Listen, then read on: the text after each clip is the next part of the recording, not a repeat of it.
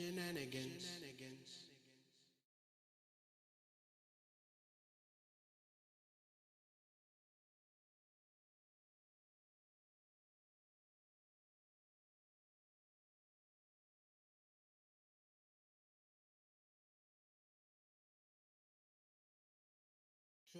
Truth, lies. Shenanigans. Truth, lies, shenanigans. Truth, lies, shenanigans. Truth, lies, shenanigans. Truth, lies, shenanigans. Truth, lies, shenanigans. Truth, lies, shenanigans. Truth, lies, shenanigans. Truth, lies, shenanigans. Truth, lies, shenanigans. Truth, lies, shenanigans.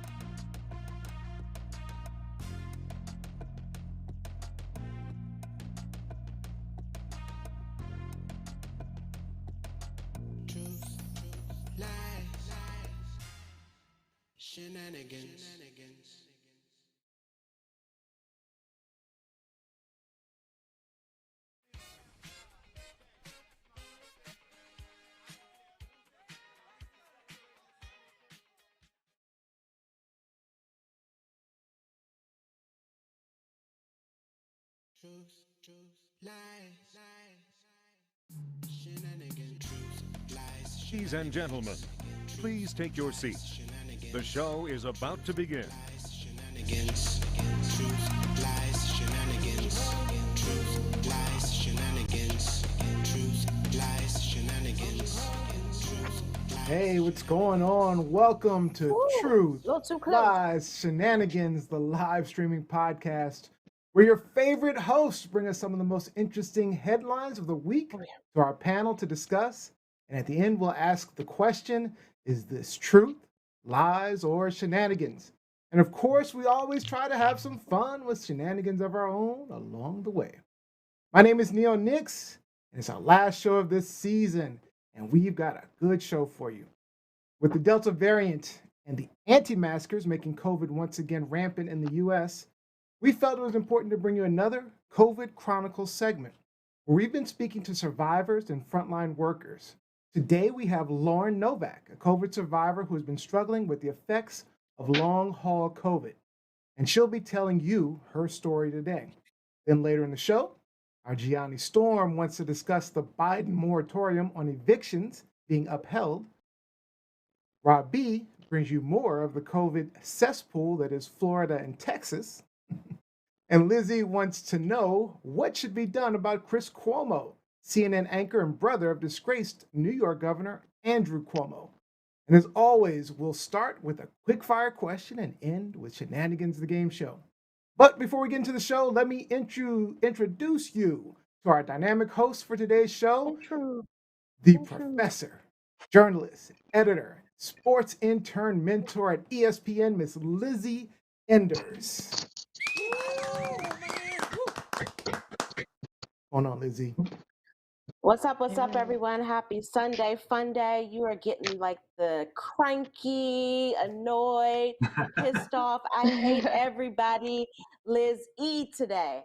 But I hope you are in a better mood than I am. I hope everyone is at home or out and about wearing your mask, of course, being safe, and enjoying yourself on the last day of the weekend. All right, and our gamer, Thank tech you. guru, bona fide rock star, with the rock band Fallen Machine, coming to you from Sudbury, Ontario, in Canada, Mr. Rob B. Rock.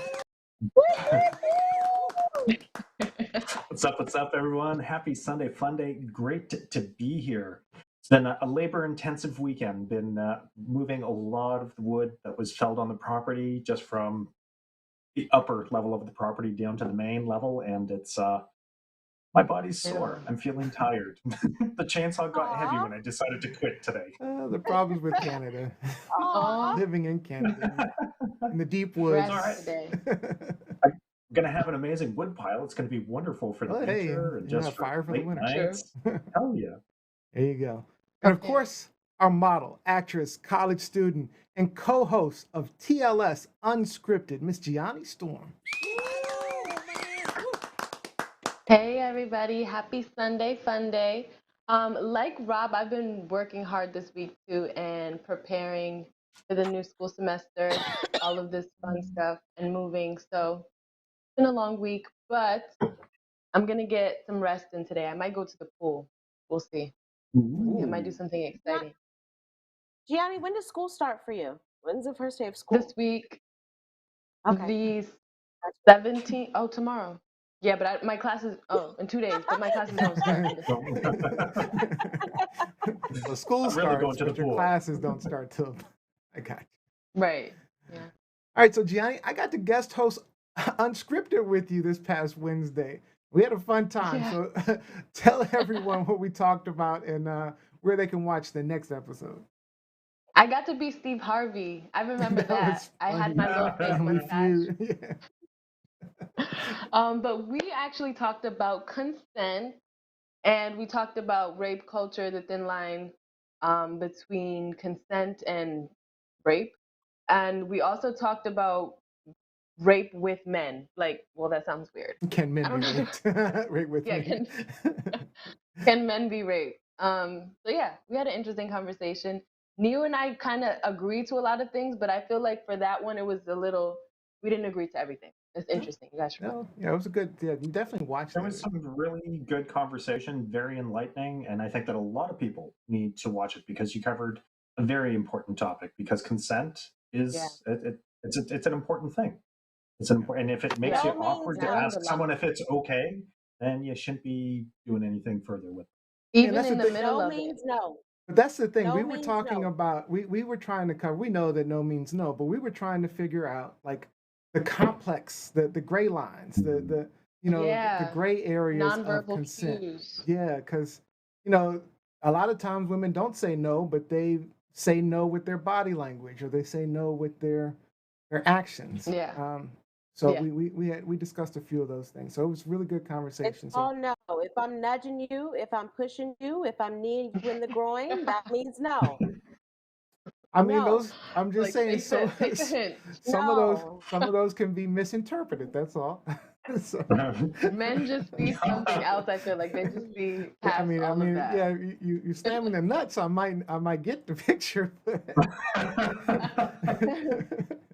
And that'll work. That's definitely a good no. Yeah. All right. It's time to start the show with our quick fire question.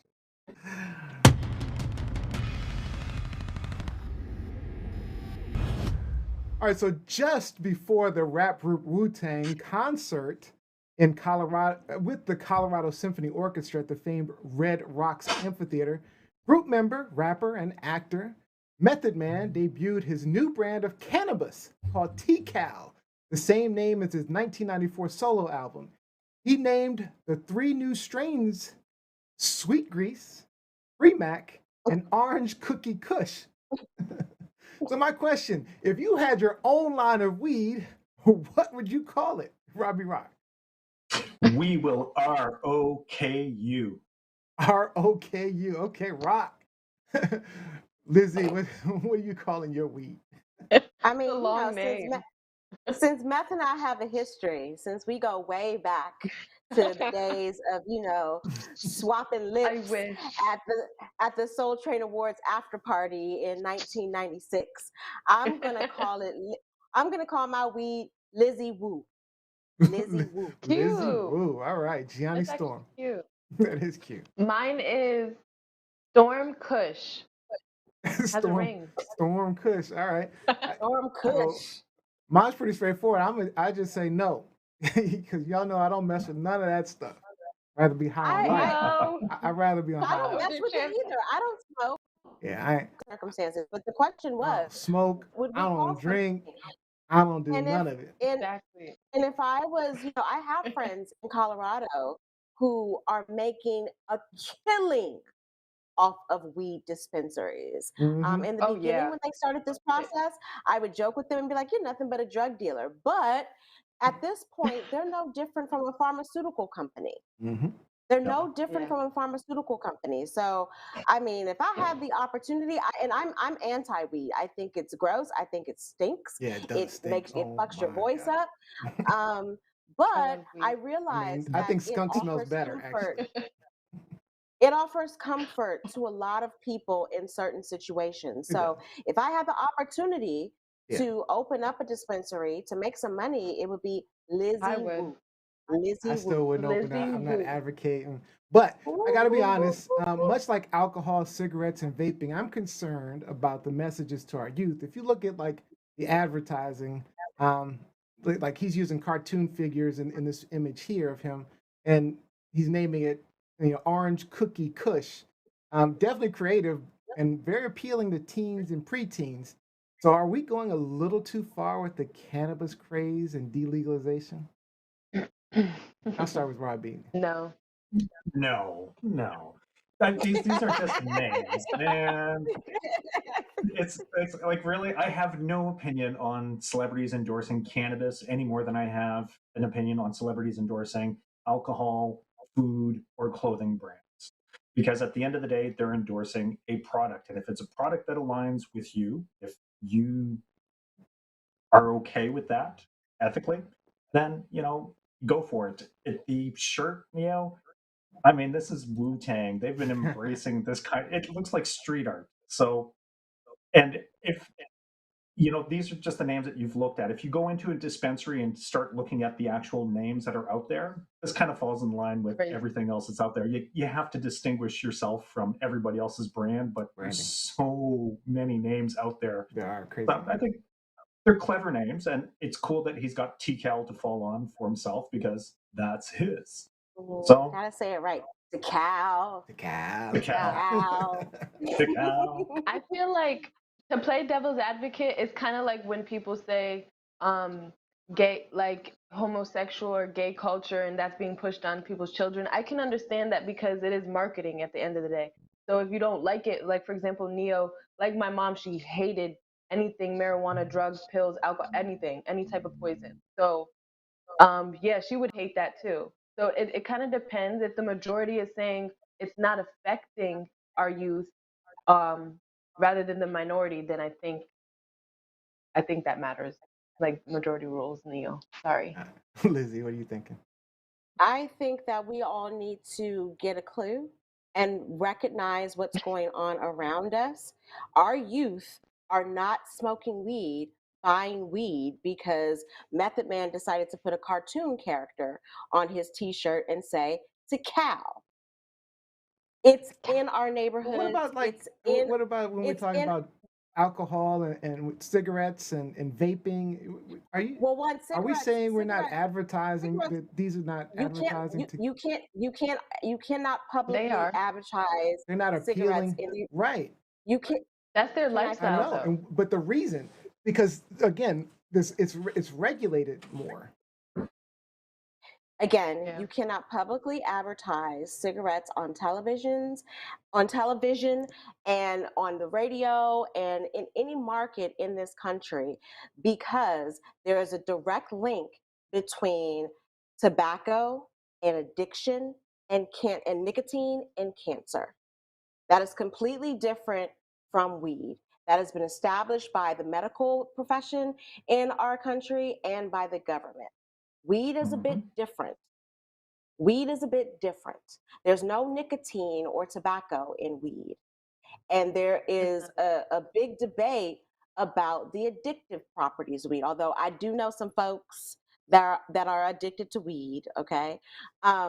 But people aren't dying of weed cancer, all I mean, right? that's a good And argument. so Obviously, and I think we got to be careful about how we try to lump all of these things together, particularly because this is already so much in our so much a part of our culture.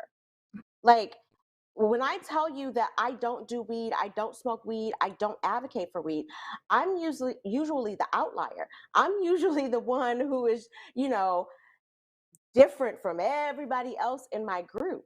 And it's not just weed. I mean, now, people are getting very creative. It's edibles now. It's Mhm. edibles now. It's like, what you can eat that doesn't stink, that people don't assume that is marijuana or the ganja or, the reefer or whatever. Maybe I could use it. Maybe I can come up with a name with reefer. Let me think about that. Let me come up with a name with reefer. Think but of a then, new name. Think of a but new then what? strain. But we have alcohol that's regulated, right? So because of age Mhm. restrictions, I mean, I understand the cancer connection between cigarettes, but it's still regulated. We have different, of course, drugs that are, I'm talking prescription drugs that are regulated. And so, there are certain requirements, particularly for branding and advertising towards children, for all of those things, except for weed right now. And the only reason is because it's not fully regulated yet. And the main reason for that is because the federal government, it's still um, it's still illegal as far as the federal government is concerned in the U.S. So therefore, they can't create regulations for something that's already illegal. So Well, I think we're it, allowing a little leeway because of that.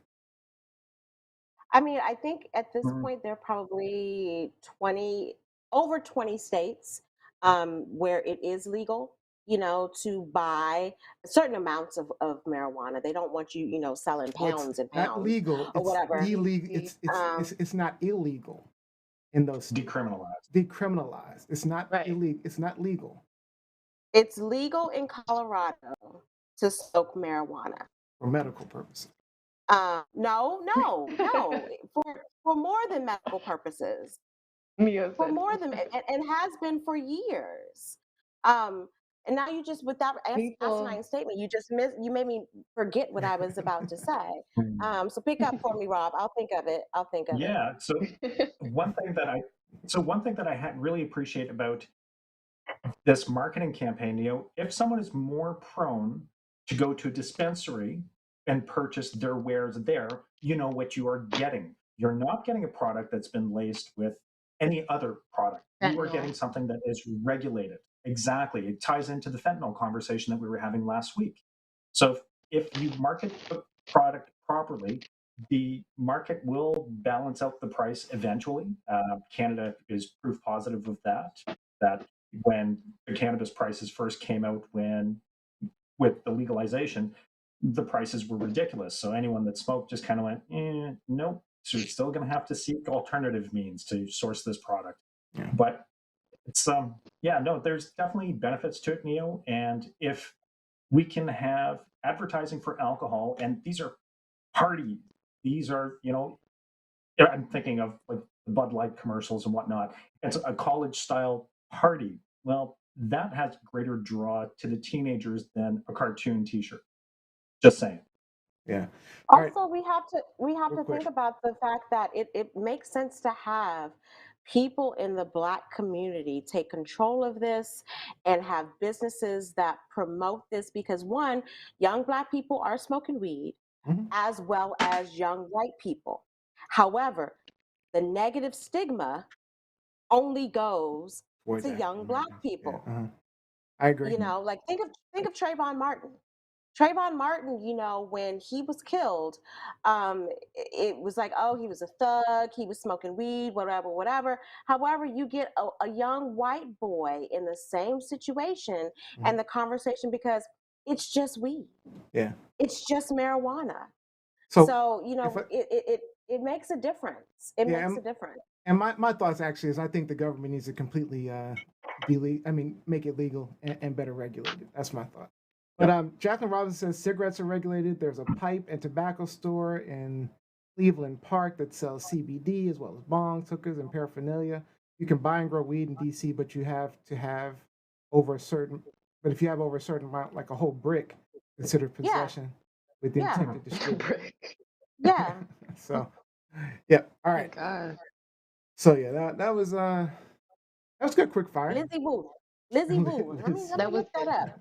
Let me look that up. Lizzie I Woo. like that one, Lizzie. Actually, Woo. I really like that. Lizzie no, Woo. not that I wouldn't buy it, but I could see people. I wouldn't buy People my own buying it. product either. But supply and demand. Yeah. Supply and demand. All right. I'd smoke your stuff if you could get it across the border. All right. If y'all let me Big in, F. Rob. If y'all let me in. If y'all let me in. All right. We'll get to some more interesting headlines from our host a little bit later in the show. But right now, it's time for our COVID Chronicles. Now, I don't know if you heard about Heidi. I think her name is Heidi Farrer. She's a Hollywood screenwriter. She did for Dawson's Creek. And she was dealing with post-COVID symptoms for about 13 months before she tragically took her life.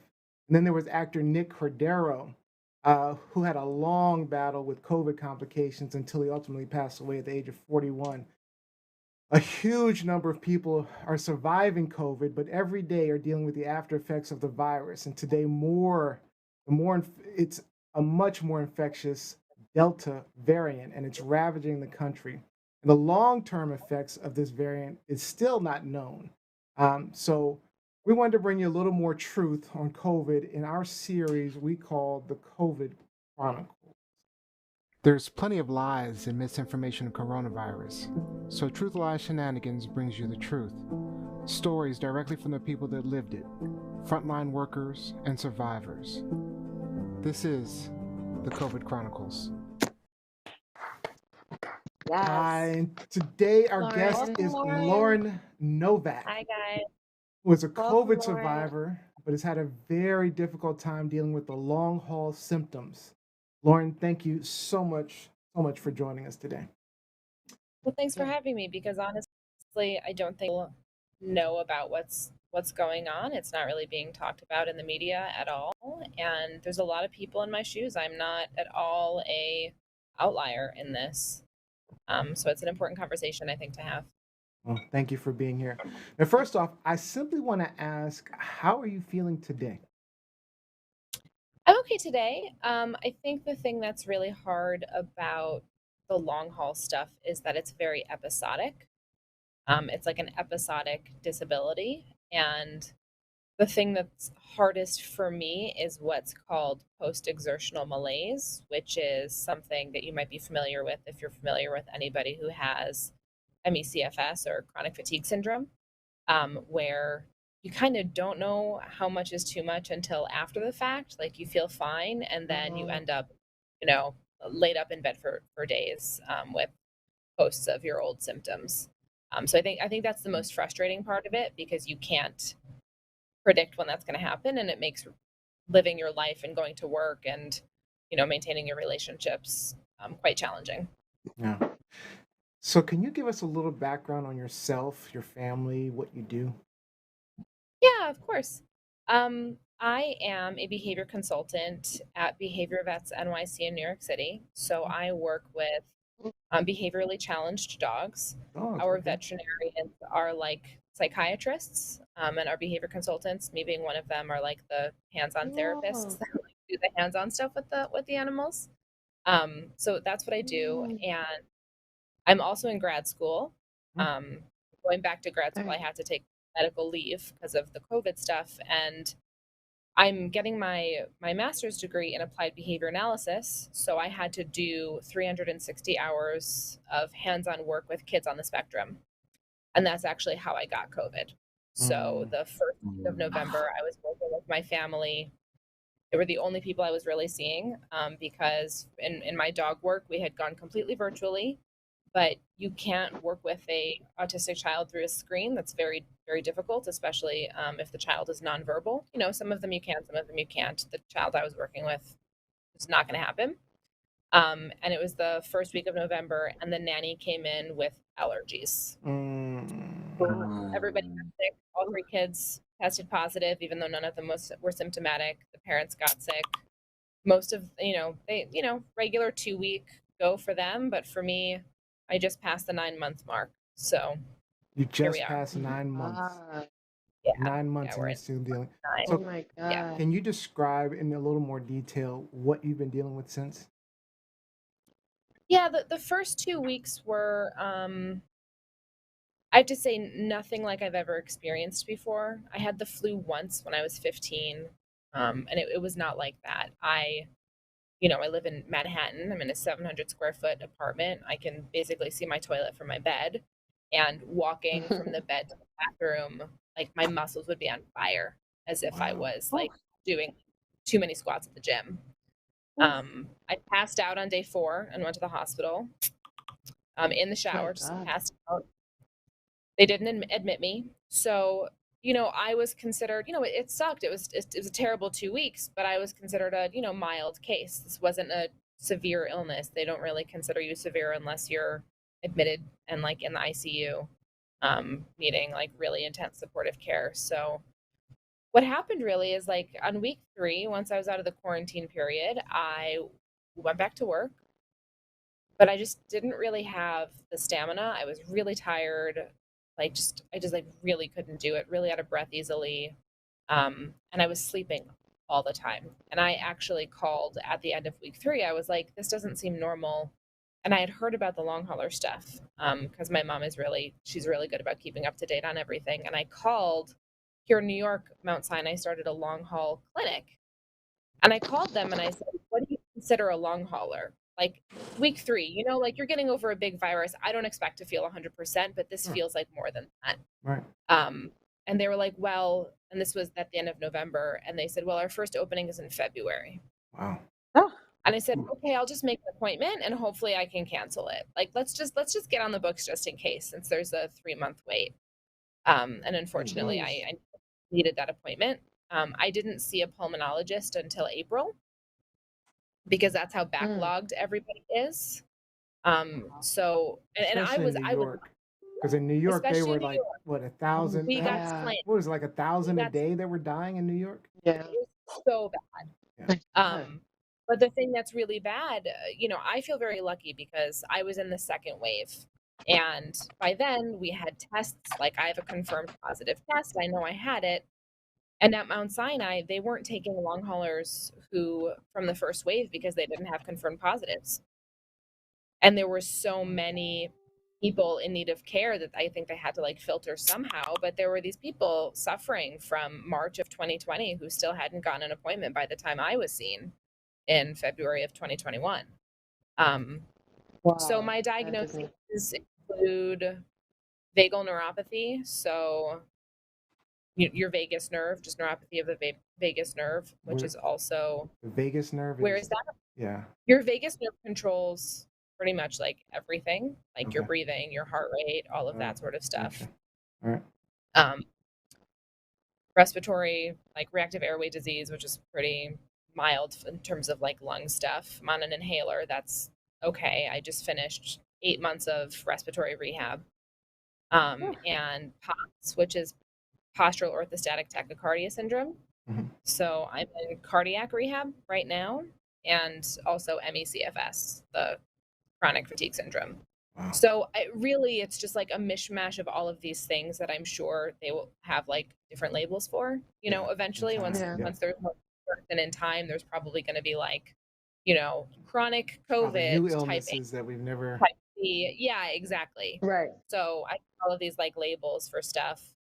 And mostly so far, it's a lot of different kinds of therapies and rehabs to get sort of back to where you were. And I have to say that I can do more now. Like it takes more for me to crash. But cardiac rehab causes me to crash.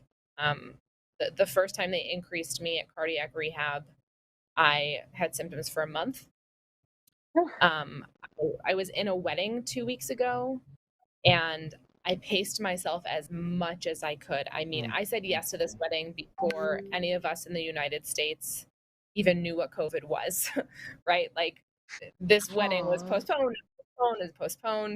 But it finally happened, which was really exciting. And it was a very safe wedding because every single person at the wedding was vaccinated. Mhm. So I went.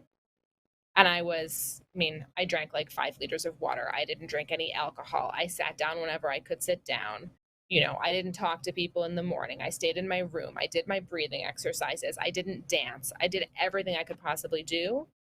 And I woke up the next day with new symptoms that I had never had. Wow. And Monday I slept for 18 hours. Then Tuesday I slept for 16 hours. Like it was like a new personal record, which at this point was very frustrating. Like I'm at month 9 and it should only be better, right? Like I shouldn't be having new symptoms. I shouldn't have a new like personal record for sleeping. Yeah. But yeah, it's So been let a me- journey and it's not over. So let me And ask. I'm also not I'm sorry. Did is this because are you feeling this way? Do they know that it's because COVID ravaged your lungs specifically, or did it attack other parts of your body, other parts of your immune system? excellent question. So I do not have any permanent organ damage. So that's the big thumbs up, Okay. right? So when people are referring to long haulers, So it attacked your immune those system. aren't typically people who like had lung damage or heart damage, although of course there are people who have that, and that's absolutely awful. I'm very lucky I don't have that. Okay. They're still trying to understand the biological mechanism of action for like what is going on. Okay. And Yeah. we know it's an inflammatory response. We know there's some sort of immune dysfunction. Okay. There's some new research coming out sort of showing where those things are and some new blood tests that you can do, but we're at the very nascent stages of understanding what's sort of going on here. Yeah. And so the thought process so far has been very much like really, really stupid slow rehabilitation and sort of teaching your body how to cope under these new conditions, Wow. to hopefully Yeah. get back to where you used to be. And I just don't think we have enough information at this point to say exactly what it is. There's lots of great theories. I'm sure they're probably all right? And again, back to the chronic COVID type A, type B, type C. That's what I think we're going to see in the future. Okay. And hopefully some really good drugs to clean up the immune system or get it working again or Yeah. what have you. Are you But vaccinated right now, currently?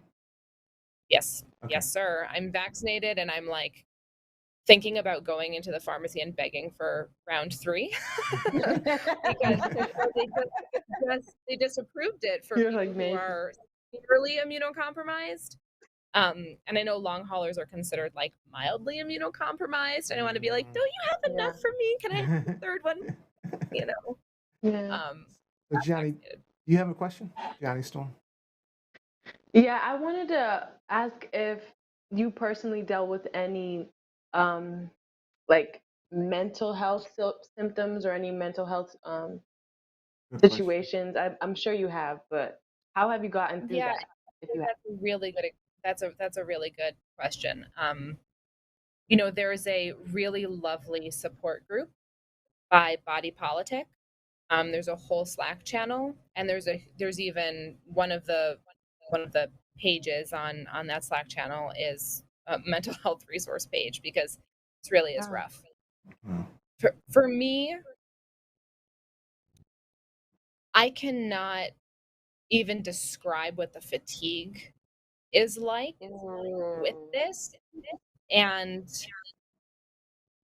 part of the silver lining of the fatigue being so bad is not having enough energy to be anxious and not having enough energy to be sad. I mean, especially in Wow. the beginning, I was really, really, really sick. I couldn't even watch Netflix. Like when I was awake, it was enough to That's an stare at the interesting ceiling. dichotomy. And I wasn't bored and I wasn't anxious. And if you know me, like Wow. I'm on antidepressants. I definitely am a go. I'm your typical type A plus New Yorker who like is go go go, and we have Yeah. an anxiety edge. Definitely one of those people. I have never been less anxious in my life because I'm like too tired to be anxious. which is Wow. I've actually learned from this. That's sort of been the Yeah. silver lining. My Yeah. struggles mentally have been with expecting to be at a certain place in recovery at a certain time and not getting there. Yes. So my expectation of cardiac rehab was that I would be pretty much done by now. Yeah. And I had to take a leave of absence from school, which you can only do for 2 semesters. All I have left is my thesis, but at the beginning of this, my brain was so bad. I I can only definitely fell into the imagine. category of someone who I joked and called it like COVID dementia because I like would forget words. I couldn't put a sentence together. I couldn't understand an email. I've heard that a lot My from people that have colleagues, COVID. yeah, they would like call me and be like, "Are you okay?" And I'm like, "What do you mean?" And they're like, "Your email doesn't make any sense." Yeah. And that's just I've heard that a like, lot from people who've had COVID. It's like yeah, the brain really, fog. really tough. The brain fog That's weird. it's so bad. I couldn't. Here's a good example. I couldn't navigate the vaccine website. Mm. I had to have my friend like literally like on the phone with me and be like, point here, click here. Like I couldn't like process new Wow. information. Yeah. But in terms That's of mental I've health heard struggles, almost every COVID person that I've spoken to said there's just some it says weird that, brain fog. Strange. which that's really a challenge because, you know, if my body isn't there yet, we're all working from home. As long as I can sit in front of my computer and be productive and get some stuff done and contribute to the world and contribute, you know, to my teammates and to work and all of that, like I can Your deal. life. Yes. Not being able to do that at 33 is really scary. And I think in Yeah. terms of mental health, like I just passed month 9. And my expectations from cardiac rehab was by the end of the summer, I'm going to be like back to full time at work. I'll go back to school. Like I'm going to be there. Because they said to me, they're like, listen, the people who get through this faster are the ones who listen to us. They do their rehab outside of, you know, I go Mondays and Wednesdays and you got to go to the gym and I'm on my recumbent bike and I do it. Like, and I even told them, I'm like, if you say 5 times a day, tell me I'm not 5 times a day, 5 times a week. Tell me what the maximum is, because if you say 5 times a week, I'll go 10 times. You do whatever it And takes. that's Yeah. right, exactly. And I'm not there yet, and that's been really, really hard. Frustrating. I actually have to take a leave of absence from work now because I keep crushing so hard in rehab and from attempting to do life stuff. I haven't even announced this at work yet. I mean, management knows, but my colleagues don't. Yeah. I'm just at a point where, listen, I'm so lucky in that work has been so accommodating for me, and That's rare. they've switched me from being like client centered to really project based. So I've been able to like work as I can. I just feel so bad because I do have clients. I cancel on them all the time. I have to reschedule on them all the time because I can't predict when I'm going to crash and when I'm not going to crash. And, you know, now they're saying I have another 7 cardiac rehab. And I'm like, I can't just keep canceling on people like that. And you're also only allowed to take 2 semesters off from school. So I have to go back. I have to go back and do Is that the thesis school now. policy or is that like a national policy or just the school policy? No, that's school policy. And I think they should adjust that. Yeah, they should make it an I'm exception. sure they probably could. You know, I honestly don't have the energy to like, I legitimately don't have the energy to like go through the channels and fight it. I just like And fight it, the right? bureaucracy, right? So I'm gonna take a leave from work and try to finish school. And we should talk So about I have bureaucracy because cardiac rehab, not covered by insurance. Like when that was going to be one of my questions. That's horrible. What? That was it's going to be for one of my questions. It's for POTS and dysautonomia, which are not new diagnoses, but because it's related to COVID, no insurance company will cover it. Like basically when I signed up for it, and it's, you know, I had to go to 2 cardiologists to get like specially admitted into the program. It's through Mount Sinai. Like this isn't some off the wall hole, you know, I'm not going to some crazy experimental thing. This is like evidence-based rehab. And they were like, just so you know, insurance doesn't cover this. And I'm like, you mean my insurance? And they're like, no, we're not even submitting it to any insurance because insurance just denies. So I hope you can afford it and save your receipts. That's horrible. Um, Right, and one if of the I two. And if I these are wasn't things. married, if I didn't have a husband who could like support me through all of this, Yeah, I don't know what I would you'd be do. stuck. I'm in a very, very privileged position. Like I don't know what people are doing if they're not as lucky as I am with that support Wow. system. Yeah. I And these want are things I think that people need to hear.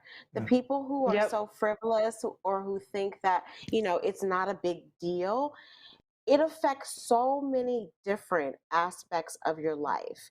Even if Yeah. you get it, but you survive, or if you get it and you didn't die, because that's the thing. Like everyone thinks, okay, COVID, death. COVID. No, there is a huge in between. Yeah. There's a Yeah. huge middle ground that a lot of folks don't talk about. And so I want to, before Neo even gets to the audience questions, I wanted to ask you about what is rehab? Like, what are you doing in rehab? What Let am me I What get is just that? doing in one. Let me rehab? just get one comment in Sure. before.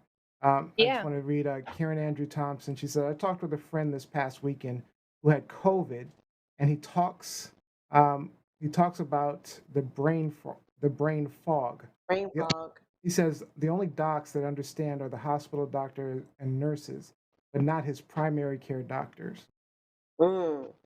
Wow. Or probably I even not even his family, the people around him. Yeah. They don't understand that Yeah. I either. gotta say, I'm gonna admit to something because one of my I'm not gonna say who, but one of the people that I said they had COVID and started having brain fog and was acting weird. I thought that they were just acting weird, like, oh, that's just my COVID brain fog. And then I started to realize I thought they were just playing around because the way they were acting, like, I just can't think that through. I can't think it through. And then as I kept hearing Wow. more and more people saying that they have this brain fog, I'm like, now I get it. And so now when I'm seeing this person still having the brain fog, I'm like, I get it. Understanding. Yeah, Yeah. it's knowledge is important. But go ahead, Lauren.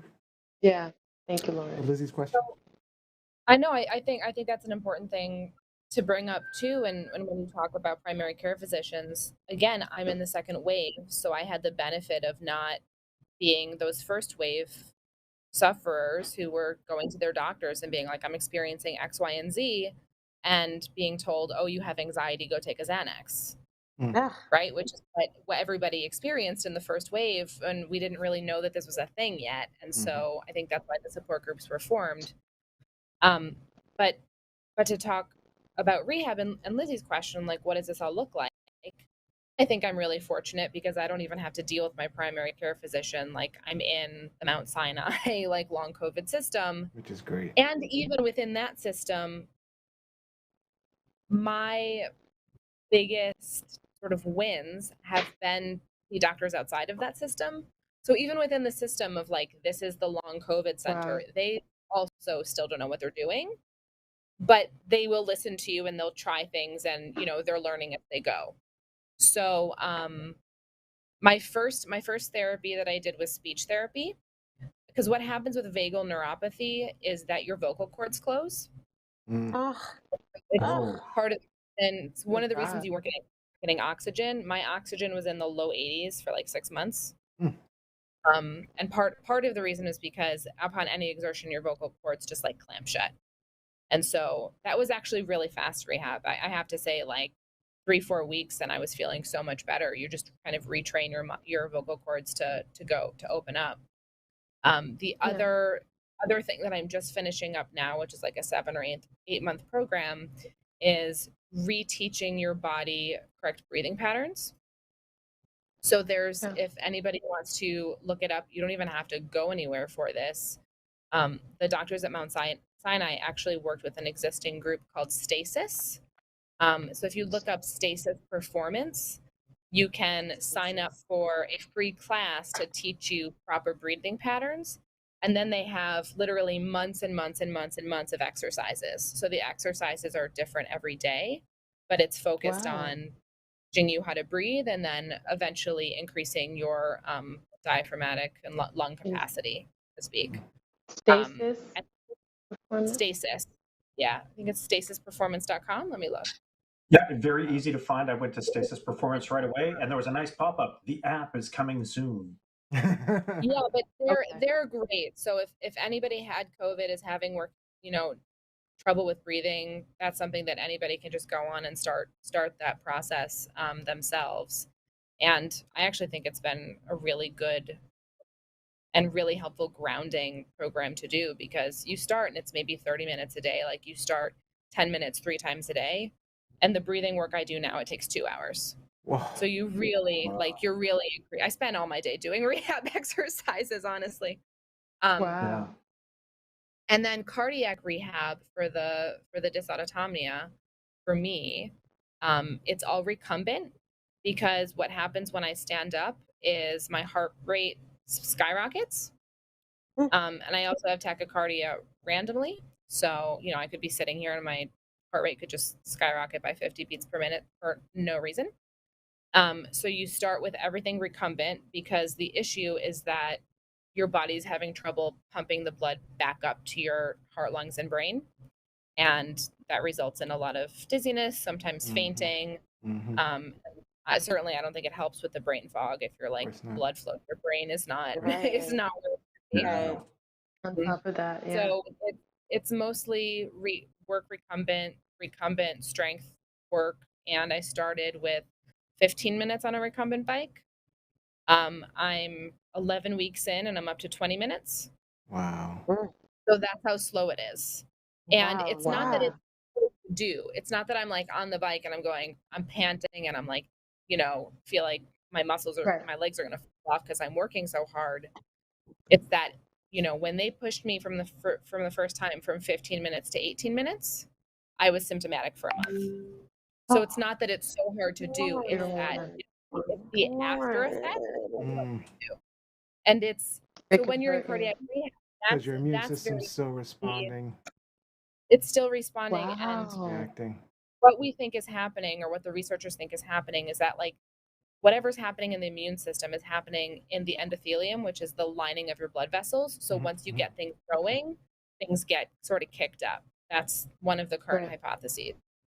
But that's the thing that's so difficult about the post-exertional malaise, and why I think the best term of explaining long haul symptoms is that it's an episodic disability. Is I could be here talking to you today and I could be fine. I got up really early this morning and I had a 4-hour training session in the park with a dog. I can already hear my throat going. I don't know if I'm going to be okay tomorrow. I don't know if this was too much. Yeah. And so in the beginning, when you're learning how to pace, and it's like, okay, I can be on the computer for 30 minutes and then I have to lie down for 20 minutes. Like you learn what you can do and what isn't enough. But at a certain point, you have to start sort of living your life a little bit more. And it can be really hard to quantify what is too much until it's too late. And so that's the journey. And I think, tying the mental health stuff back into it, not all my friends get it. I bet. Not everybody that I know gets it. Like very, very close friends get it because they're lovely and they're there for me. But, my friends that I like see to have fun with or whatnot. I was talking to someone the other day and I was like, yeah, I saw my cardiologist today and they want me to go on disability. And he looked at me and he's like, really? I'm like, is that an appropriate response to me saying, like, you're crazy or something? But Why would you do that? They don't understand. It's one of those, I don't want to say silent. It's one of those invisible illnesses, right? I'm not in a wheelchair. I'm not hobbling around on a You're cat. right. Like I look fine.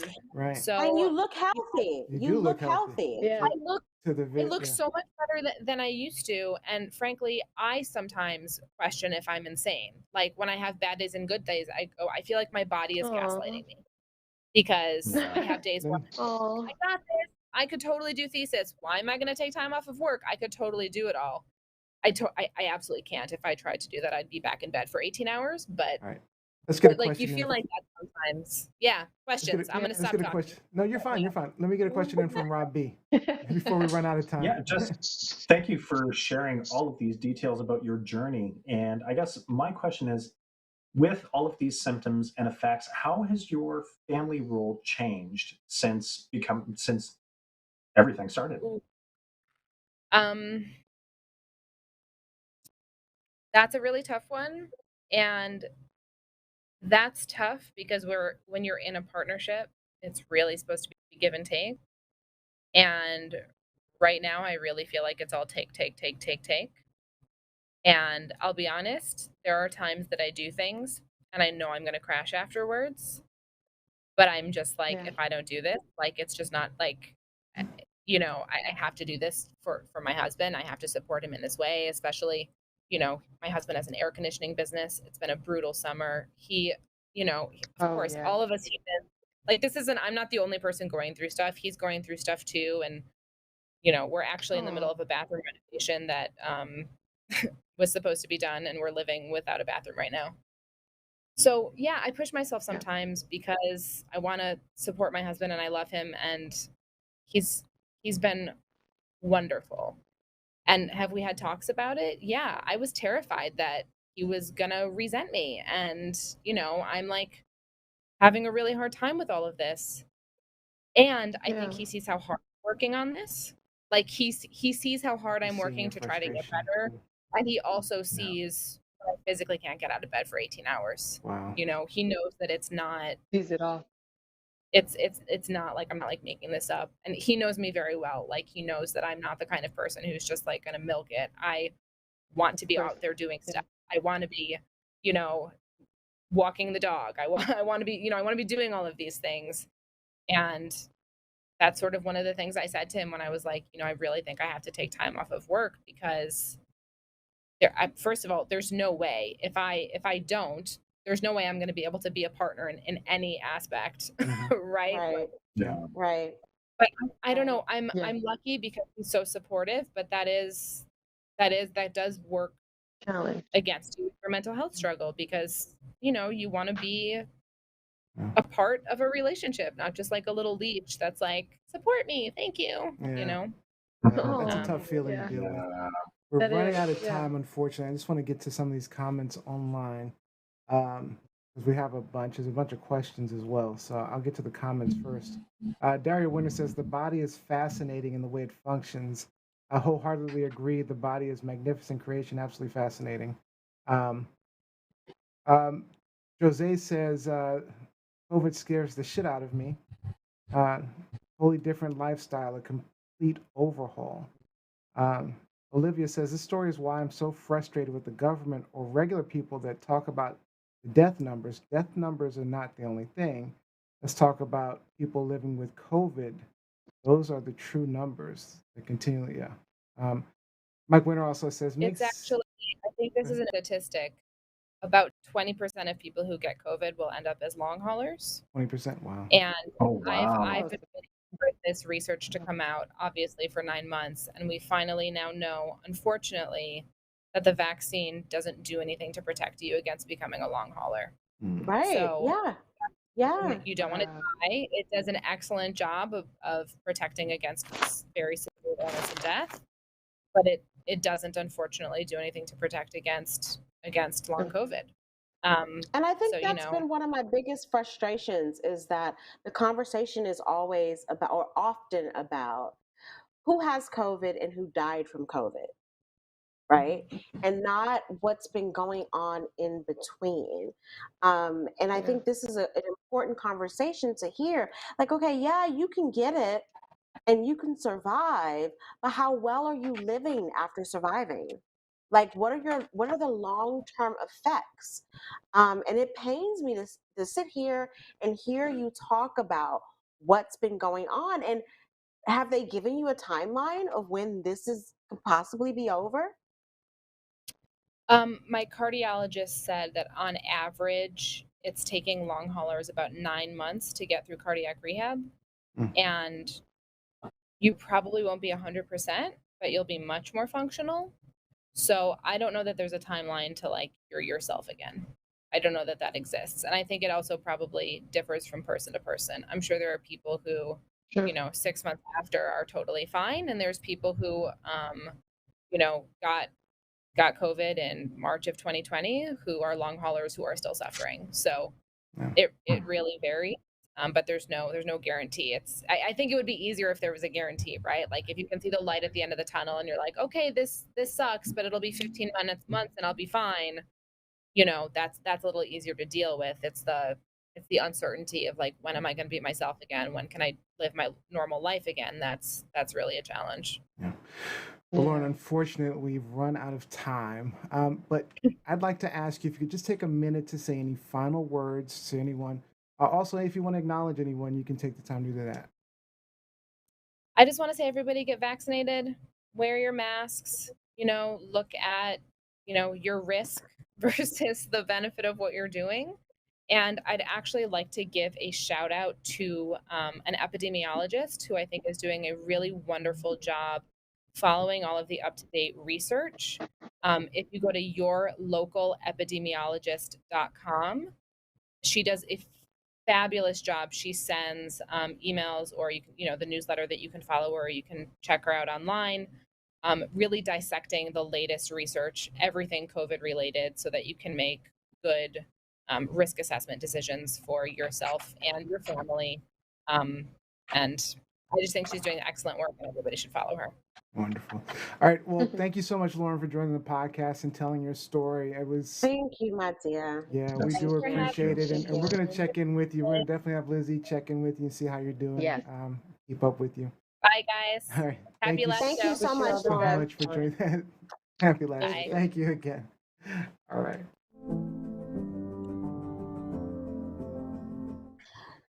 I just hope people are I'm paying heartbroken. attention to this. I just hope people are paying attention to this, because you have a lot of people who feel like, okay, well, the death numbers aren't that bad, or people die every day.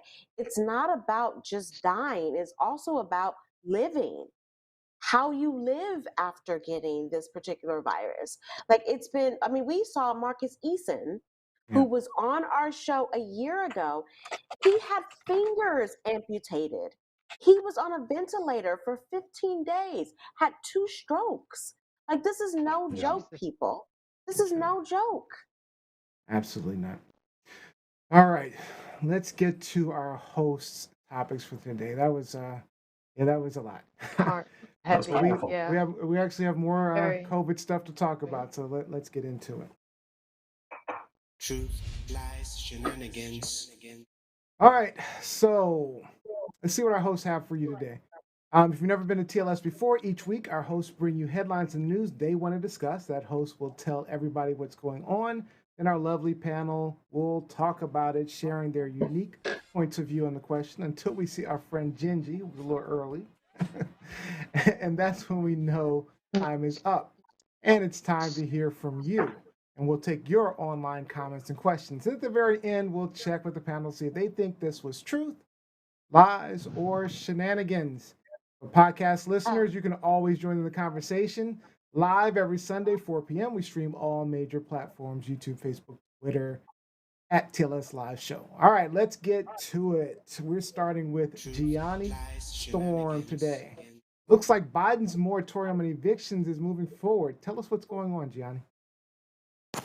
Okay, so a federal judge in D.C. declined to block Joe Biden's moratorium on evictions imposed by the CDC. So the district court judge, Frederick, rejected an effort by a group of property owners to put the moratorium on hold. Challengers argued that because the Supreme Court signaled that the CDC lacked the necessary legal authority, the current moratorium is invalid too, because it is based on the same public health law. So my question to the panel, do you believe the moratorium is the right thing for citizens, American citizens at this time? And what are some pros and cons of this moratorium? All right, I'm going to start with Robbie Rocco. I see the moratorium as being a responsible thing because as I was preparing for this story, started a couple of different sites and just to brush up. And I saw a really interesting image with the protesters that eviction equals death. And in many instances, I would absolutely agree with that because if you are homeless, it puts you at a much higher risk category, and especially during a pandemic. For businesses, they're in a tough spot because, people are staying at home. They're not shopping. They're not engaged in the local economy the way that they were previously in order to be able to sustain a business. Does the So- moratorium work towards businesses as well? Yeah. Is it? Yeah, it does. Yeah, both residential and commercial. Yeah. That's awesome. Renters. And the moratorium covers 91% of 91% of counties, I think it is, throughout America. And think it's some 80, states and but- some states and counties have put their own moratoriums in place just to uphold them. Cons is pretty straightforward. If I'm a business, so if I'm a property owner, then I could be without revenue that I need in order to survive. But there are federal subsidies that are available for that as well. But I know that they're very behind in distributing these funds. This is why people are behind on their rents. It's a tough situation, And it's but not I'm easy to definitely get in those agreement. funds either. I mean, No, it not isn't. only Yeah, not it's easy, but the funds they give you don't really cover much of anything in many cases. Yeah, not Yeah. rent for 3 months back. Lizzie, what are your thoughts? Yeah. I think one of the things we need to take into consideration with Gianni's question is that Americans, the people that are being affected by this, aren't just big business conglomerates. Okay. I know a lot of people like you and me that are property owners, that are landlords, that have lost a lot of money over the past Yeah. year because they haven't gotten anything in rent. I have a friend in Queens, New York. She inherited her mom's property, I'm going to say like maybe 10 years ago. And so instead of selling it, she decided to rent it out. Okay. The pandemic happens, it hits her and her husband hard with their regular business outside of real estate, also hits her renters, her tenants hard. At this point, we're in August of 2021. She hasn't gotten any money in 10 months. They haven't paid rent in 10 months. But according to Wow. her, they had a party for Memorial Day. They had a party for 4th of July, which included fireworks, which the cops had to be called. And so I think we need to consider both, like Rob alluded to, we need to consider both sides of the coin here. Yeah. Like, not all, landlords are big property management companies, especially in the Black community where we are encouraging people to invest in generational wealth, to become entrepreneurs, to step outside of their 9 to 5 and have a side hustle where they're also making money. They're being affected too. And I think, unfortunately, with any type of situation, a lot of people are taking advantage.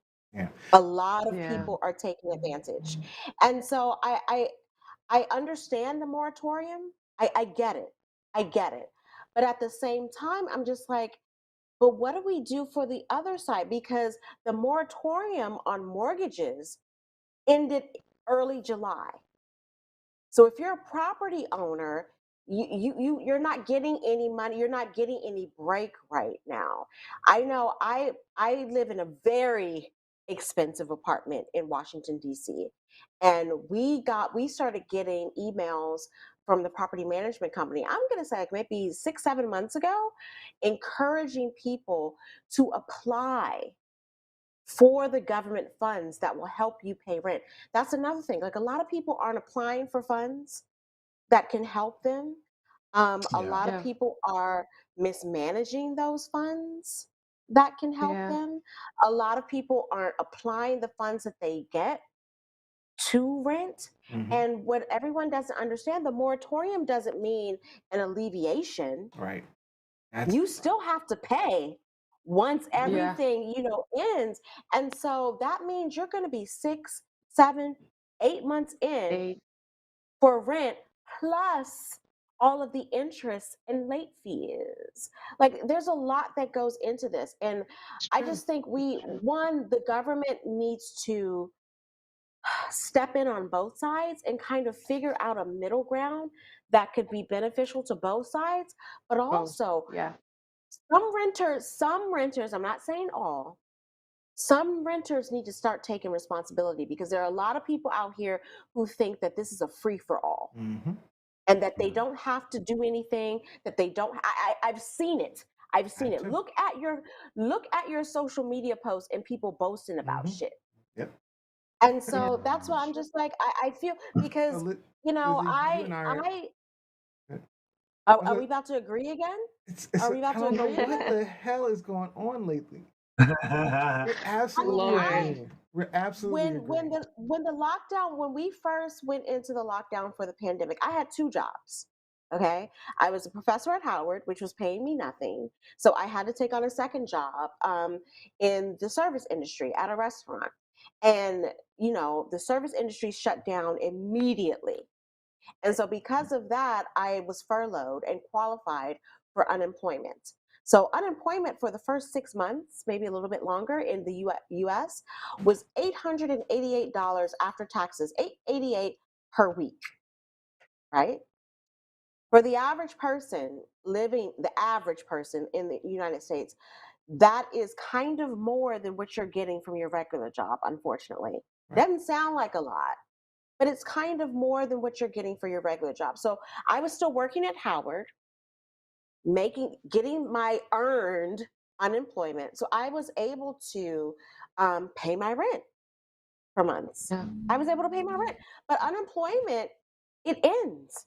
It dissipates. It stops. Like, it's not unlimited unemployment. So the question becomes, for some of these people, what have you been doing with that money? Yeah. Or I said to a friend a couple of weeks ago who hasn't been working for over a year, there are a lot of remote jobs that you could apply for. Why aren't you attempting to work? And her response to me was, well, because I'm getting that check. Yeah. All right. Well, let me jump in here real quick because I agree with you on every single Sounds like point you've people I stated. know. Actually, I mean, even down to, like you say, the unemployment, because Yeah. there's an extreme labor shortage in the country right now, and that's because of the unemployment checks. But a lot of people are taking advantage, and that's where the problem is. You know, I get I like Lizzie. I get the reason for the moratorium because we don't want people thrown out on their asses when they're struggling to get jobs and things like that. But there has to Yeah. come a point in time where we find a different solution to the problem, whether it's some type of rental assistance or something. Because I don't want to repeat everything that Lizzie said because she said it so well. But the landlords, you know, are not making any money. I mean, I even look at like They have to pay too. Yeah. so so of course my wife owns Posh Cycling and Fitness, Posh.fit. And the only reason we've been able to survive was because the landlord was working with her, right? She said, hey, you know, there was a period of time where she couldn't pay at all. Then there was a period of time where she could pay a little bit. And then, well, the thing is, we had to meet with him because he was like, you know, I need you to start paying. I need you to start paying. And we met with him, we sat down with him, and the landlord, great landlord, by the way, great landlord, but he was honest with us about his situation.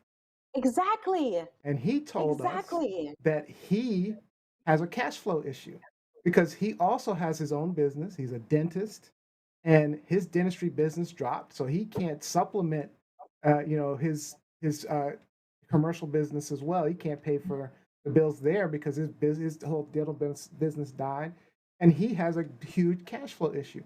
And he wants to help, and he's tried to help, but now he's at a point where he just can't anymore. And so we had to find a good middle ground where we were able to come to a good middle ground. But the thing is, he's working with us. Most landlords may not be, but it's because of Yeah. this problem of they are not making money and they need to make money. How else are they surviving, if especially if this is your primary source of income? And the economy is still strong, which is strange, and there are jobs out there.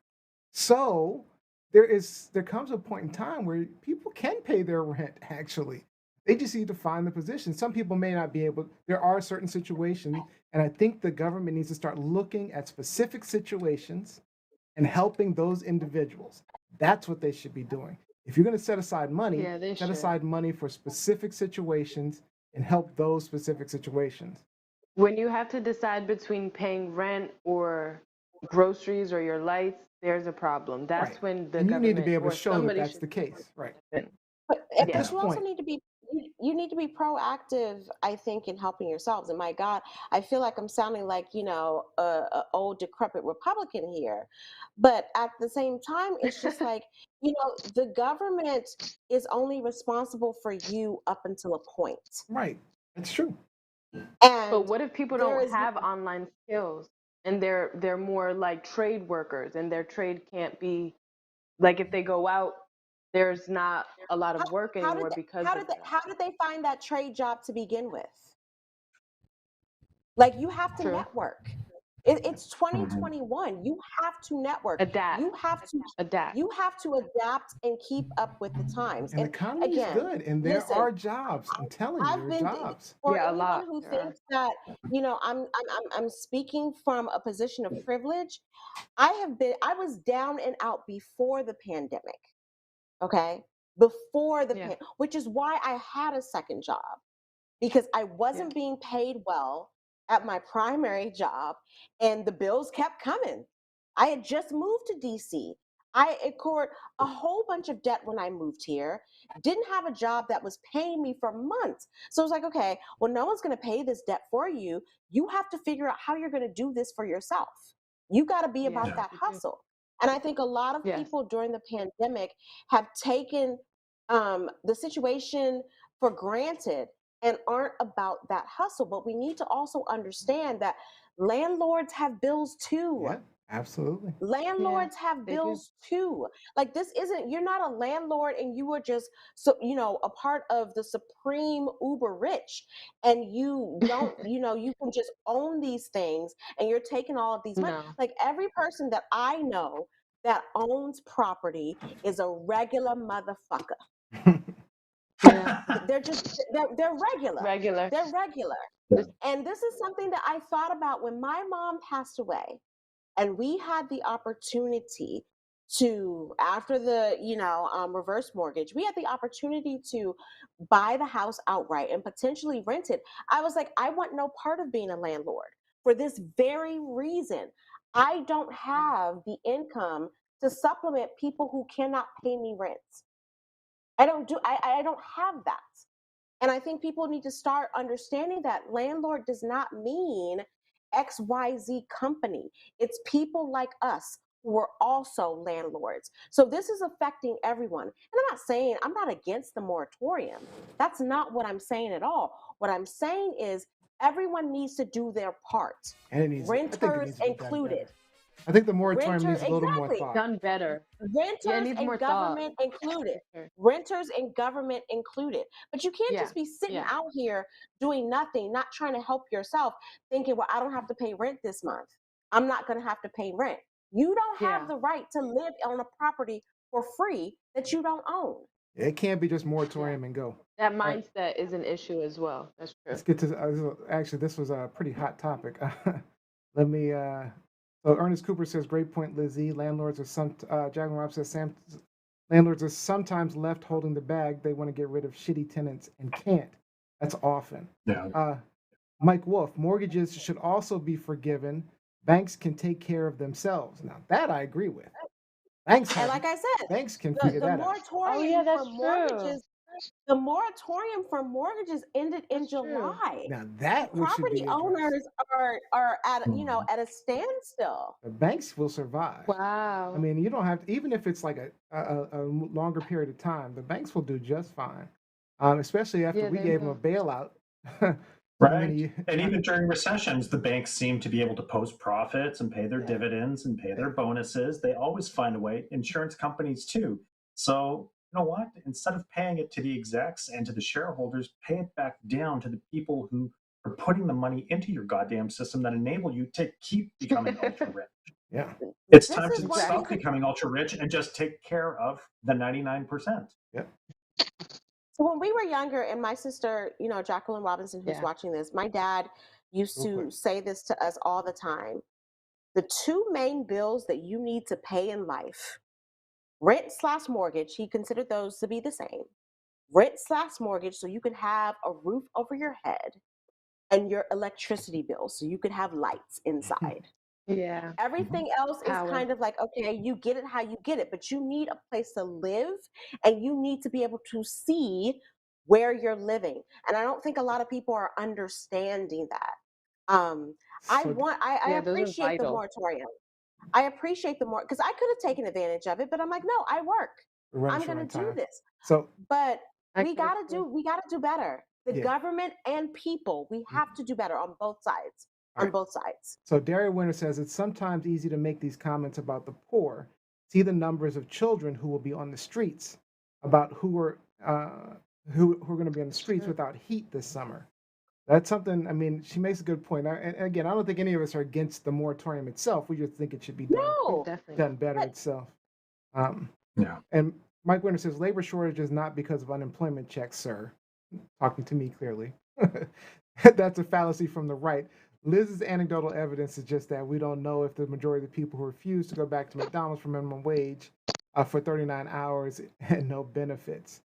All right. I mean, to that point, yes, we don't know that that's fully the problem, but I think it contributes. Right.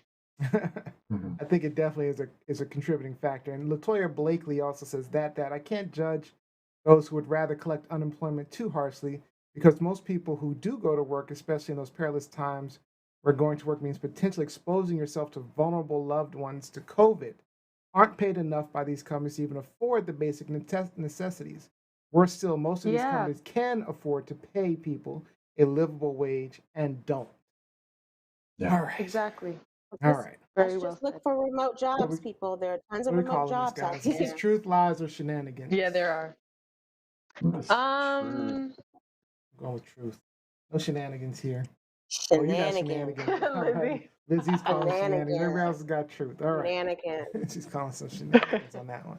I'm a hustler, y'all. I'm a hustler. I'm going to work till the day I fucking Yeah. die. And Manfred says, agreed, we No have to do better. excuses. Manfred Chinkota says, agreed, we have to do better. We do, both sides. I'm not Yeah, we giving the do. government a pass here. I'm not giving the government a pass here. Not at all. Not at all. But we have to do better. We All have right. to do better. All right, Robbie. We got some COVID going on in Florida and Texas. What's happening, buddy?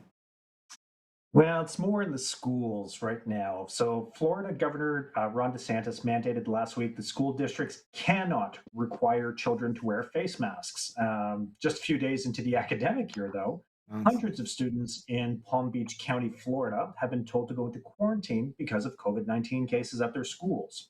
Nearly 700 kids were sent home due to the possible COVID exposure on Tuesday, the first day after school, or the first day of school, followed by 400 on Wednesday, more than 900 on the Thursday, and on Friday, 1,020 in that district. Similarly, in Texas, Republican Governor Greg Abbott said Wednesday that the Texas Disaster Act gives him the power to guide the state through emergencies, and the path forward relies on personal responsibility, not government mandates. So, any school, district, public university, or local government official that decides to defy the order will be taken to court. So he said that on Wednesday and Thursday, well, people started to lawyer up. A number of counties, including Bexar, Dallas, Fort Bend, San Antonio, are going after Abbott, and they have put mask mandates in place. So I want to get your impressions as to these public organizations, these public institutions standing up to the governor's orders and just saying, no, you don't want to mandate it for the state, but for the safety of our employees and our constituents, we're imposing mandates. And they're lawyering up for it. So I want to get your impressions on this. Lizzie.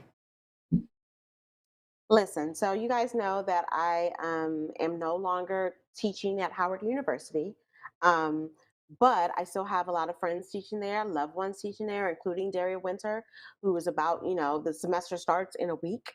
Um, Howard has not mandated vaccinations for everyone, but that went into my reasoning about how I was going to function this semester. There is no way in hell, in my mind, we are not ready to be back in the classroom 100% with vaccinations required on a campus where we have students not only coming from all across the country, but all over the world. And we don't know what they're coming into our country with, onto campus with. And I'm not saying that, to be a xenophobe, because I'm clearly not. I am an anti give Elizabeth Eleanor Newman a disease, a virus phobe. Okay. Like I don't want any of that. And so it went into my decision, with being able to take a job where I can work from home. The majority of classes at Howard this semester, not just Howard, but with a lot of institutions, universities, schools in the States this semester are in person right away. In Yeah. person. That bothers Yeah, me. they are. Yeah. That Me too. bothers me, especially in Florida, Very where much. you have a governor who is just like, fuck it. Fuck I it. mean, he's I'm more than just anti. Yeah. fuck it though. He's more than he actually he He's like, you banned can't the require use it. of Yeah. masks. He banned He He's banned the requirement anti-vax. of masks. He's Yeah. and the anti-vax, even threat though of their numbers are sanctions. skyrocketing.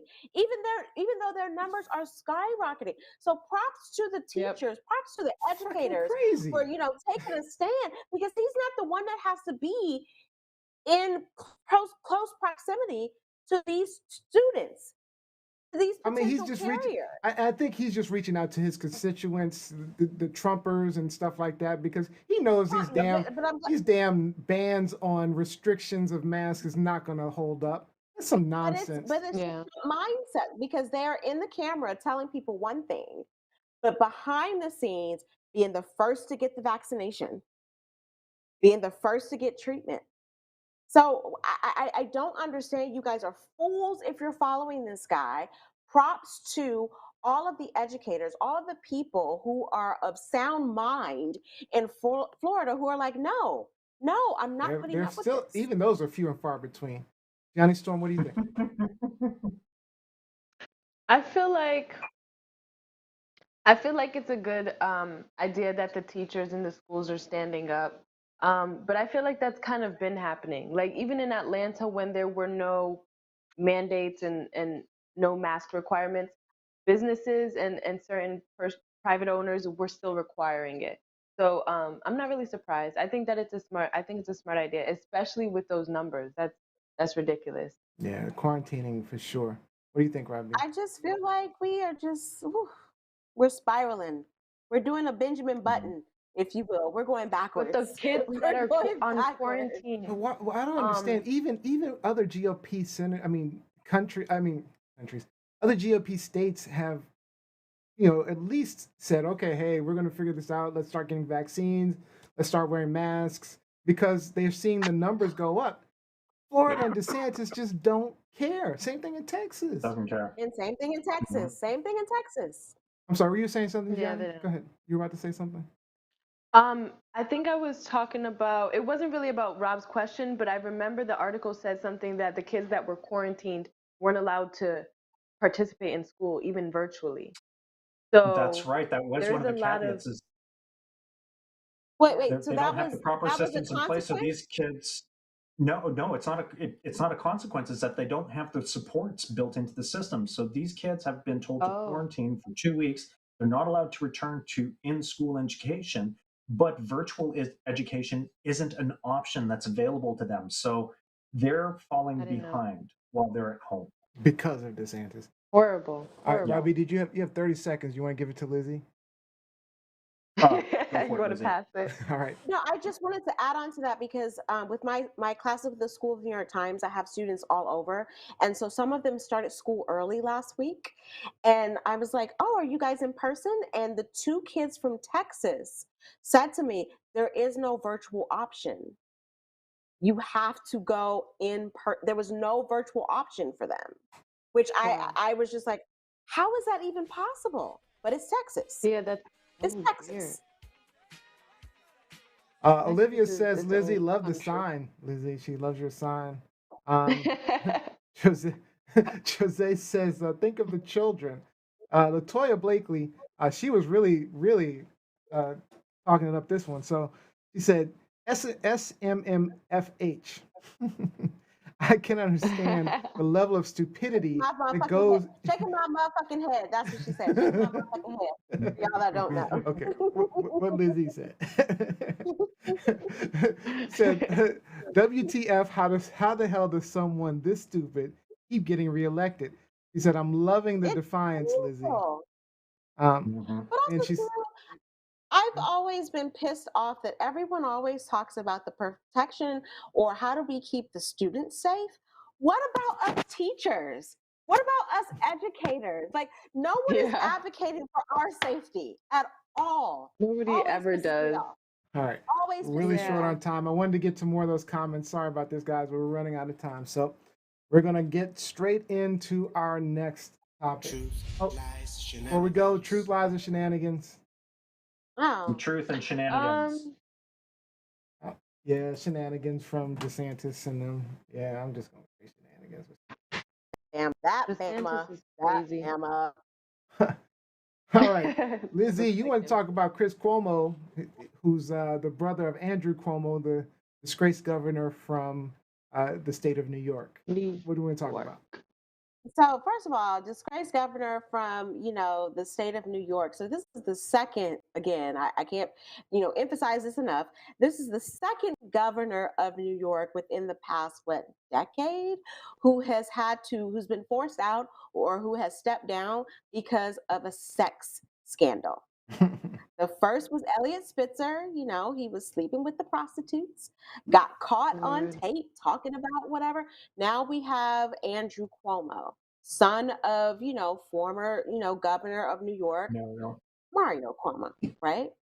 But this story is about his brother Chris, who is an anchor, a TV personality on CNN, and he's been taken to task because of his actions during the investigation. He apparently violated some of CNN's moral clauses, moral protocols, not only in the way he was acting in the office about his brother's situation, but in terms of how he was advocating for his brother behind the scenes, even though he has been you know first and foremost out in the front talking about the Me Too movement, holding people to task for their indiscretions, for their misdeeds. And so now he's coming back. I believe he's coming back this week to his show Yep. on Yeah. CNN. And a lot of people think that, he's catching flack because he was still on. He took a vacation, a 1 week vacation last week. And because he didn't talk about his brother's circumstance. I'm like, no, that's not why he's catching flack. He's catching flack because it was a conflict of interest and because he violated the moral code as a journalist. I offered that as soon as these allegations came out, he should have taken a leave of absence. That was my Mm. position. He should have taken a leave of absence because you can't be I on thought he television. resigned. No, we're talking about two different people. No, we're talking about the brother, Chris Oh, sorry. Cuomo, on CNN. Oh, He okay. should have taken a leave of absence because you can't be on your show yelling at people, calling them out for doing the same thing while your brother is up in New York City hugging women, allegedly grabbing their butt, allegedly kissing them on the lips when they don't want it. You can't be in that position. So my question to you all is, what should happen to Chris Cuomo? Rob Like, Bailey only should got he continue to have his career 2 in the minutes. spotlight on CNN?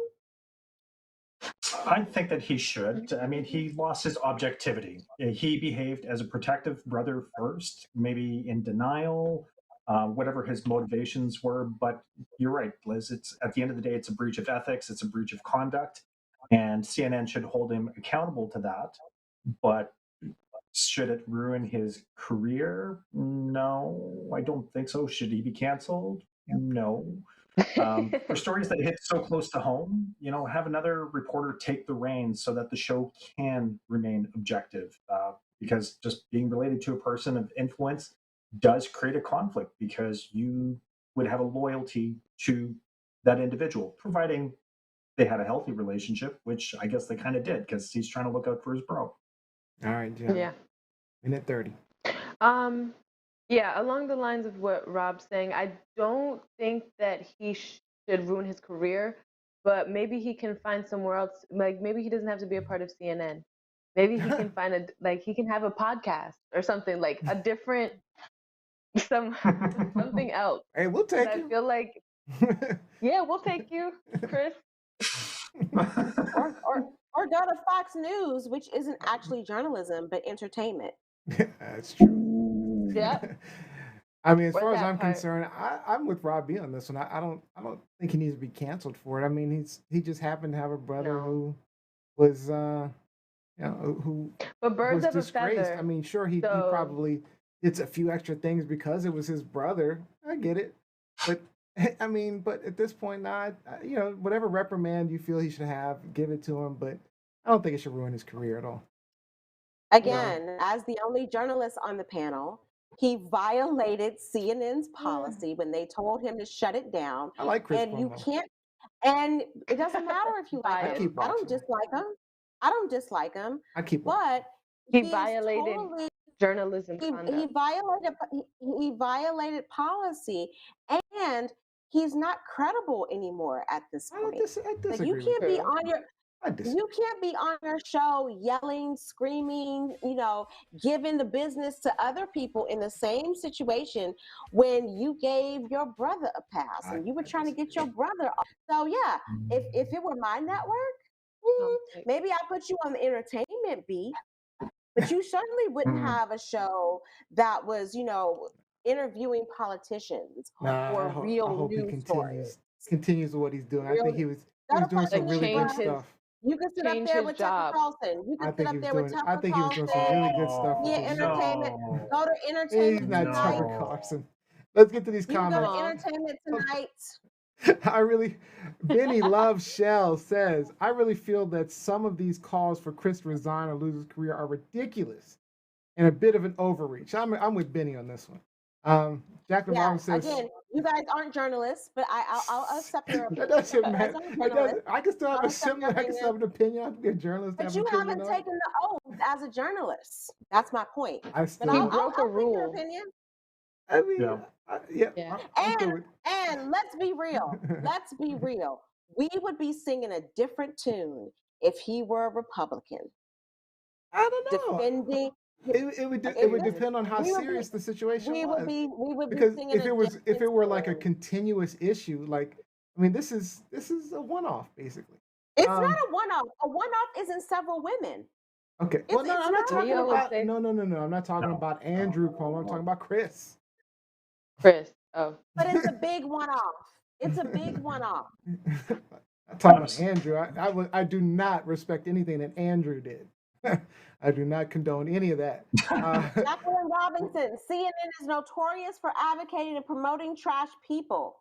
Rick Santorum. Look Yeah, how he's long trash. it took them to get rid of Santorum. Hello.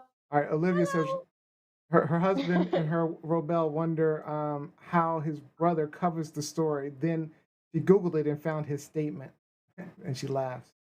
All right, Latoya Blakely also says, "Good point, Rob." All right, that's it for our hot topics. Lies, shenanigans. That was actually a fun one. I wish I had more time for that one because I had some more comments. But let's So what get are we into our calling game this one? show. Let's knock it out. We're gonna keep it short. What was that? Truth, lies, or shenanigans? Oh, yeah, come on. Remind me. Yeah, you got to remind me. What was that? I'm definitely shenanigans. Truth, he needs to go. Shenanigans. No, I think a lot of people are Liz also is the caught up outlier in today. the fact. A lot of people are also caught up in the fact that he's a good-looking guy. Truth. I don't know Yeah, he anything is. about him being a He needs to good-looking go. guy. He needs to go. Neil's like, I don't know about that, but he's cool. on, That Get off your high doesn't horse. play anything at all. It doesn't play into my thoughts. Get off your high horse. You know Men he's a never- good-looking guy.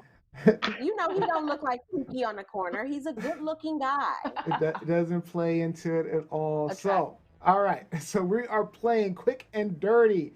Real simple. The app will give us a topic, and then it'll reveal a letter. All you got to do is say what the word it starts with. So, for example, pet name for a partner, starting with the letter. For example, let's see.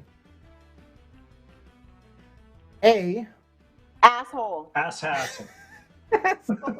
Right there, you get the Those are idea. horrible pet names. Those are horrible pet names. Insults. But you guys get the idea. So we'll go ahead. We'll That's go why and I go with don't the have a next one. partner. Let's get That's through why I these. don't have a partner. All right, next one. Bad place to get dumped. Most creative one gets a point, by the way. Most creative gets a point, and most person with most point Who gets the goes final first? thought. Let's see. No, we're going around. Everybody answers. Oh, All right, bad place to get dumped. Starting with K. Kardashians, because they'll take your man. Kansas. Did you say Kmart.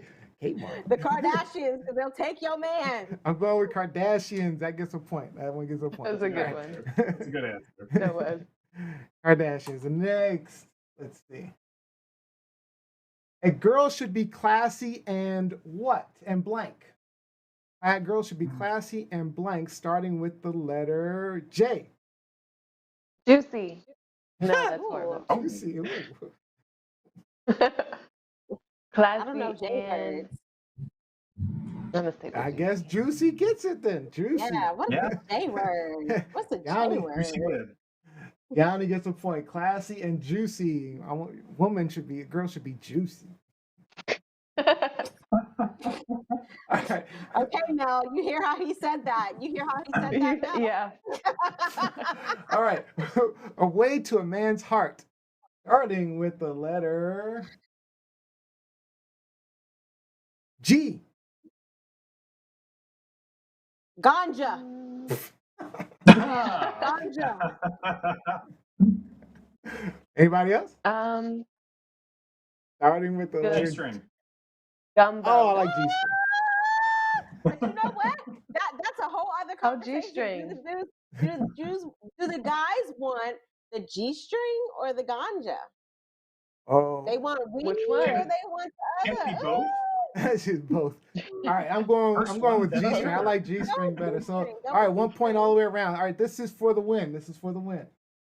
Reason you need a man. You ready? Can we bypass this, please? Yeah, we can bypass it. All right. All right. Ladies don't give a fuck about blank. Starting with the letter O. Orgasms. They don't give a fuck about orgasms. I don't know about that one. That is the OJ. biggest lie. OJ, like orange juice? No, like Orenthal Simpson. OJ Simpson. OJ. Yanni, got one? Right now, Opinion? orgasms got it. Huh? That Opinion. orgasm thing is a lie. That orgasm Yeah, thing that's is a lie. Well, it is a myth, right? Wait, you said The female opinion? orgasm is a myth, right? Did Yeah, you say opinions? said I'm going opinion. with opinions. Yeah. I'm going with opinions. That means Gianni wins the game. Nice. Really? Finally. Rob, Jose said try again. Jose said try again. I'll gladly try again. All right, that's it for the show. Let's get in some shout outs.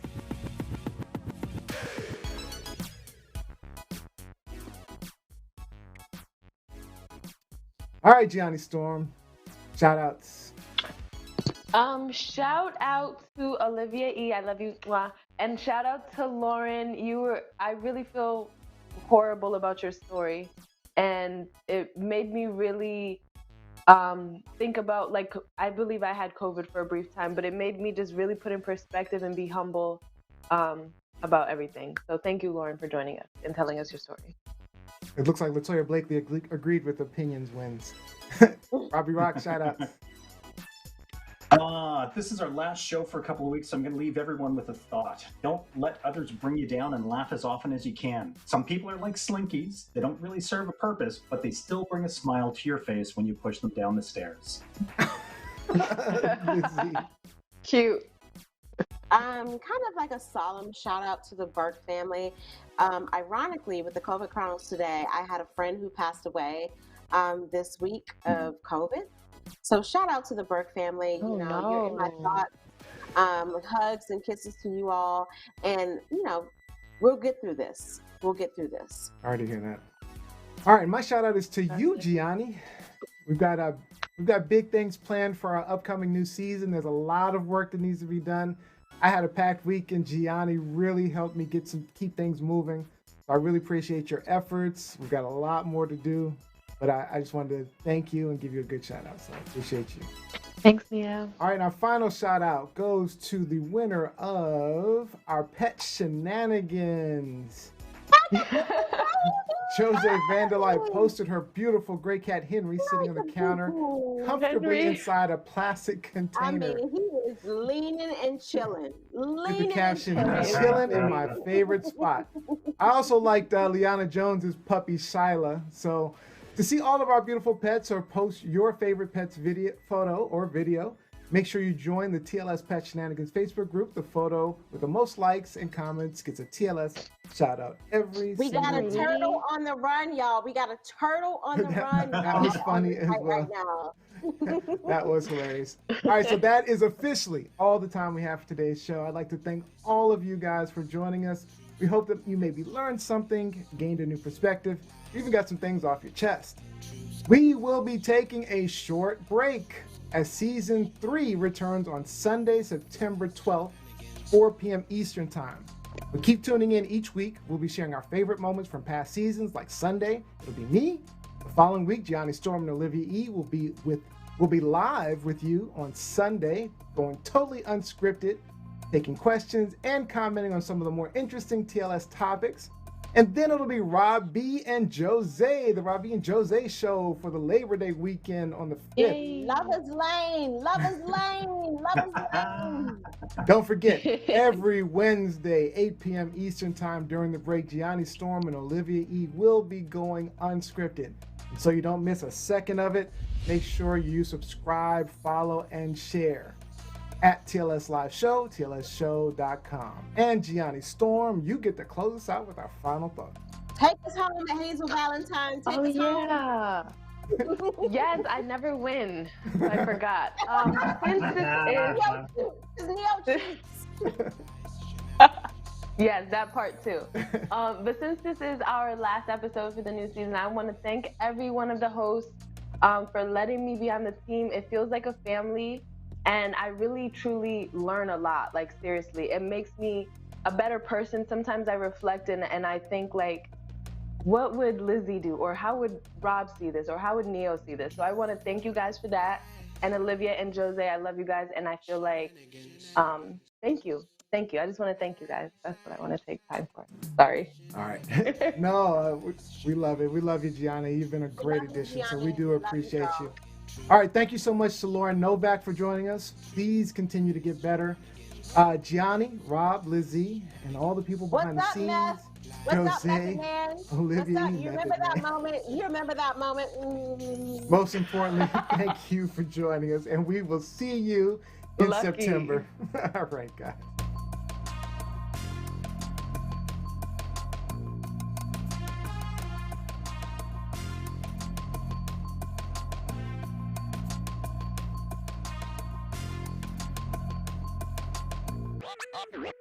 Oh, yeah.